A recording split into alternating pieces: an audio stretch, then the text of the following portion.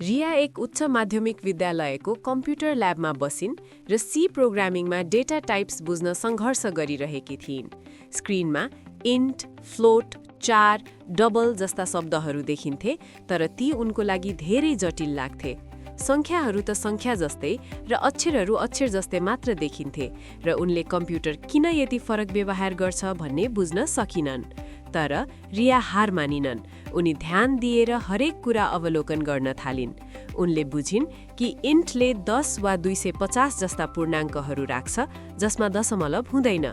फ्लोटले 3.14 वा 9.5 जस्ता दशमलव अङ्कहरू राख्छ जुन परिमाण मापन गर्दा आवश्यक हुन्छ।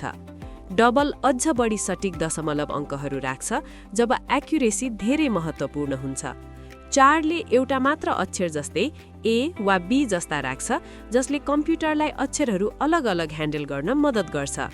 रियाले अभ्यास गर्दा बुझिन् कि सही डेटा टाइप चयन गर्दा प्रोग्राम छिटो, सफा र एफिसियन्ट हुन्छ। अन्ततः रिया बुझिन् कि प्रोग्रामिङ सिक्नु भनेको किवर्ड्स मेमोराइज गर्नु होइन, तर कम्प्युटरले कसरी सोच्छ भनेर बुझ्नु हो।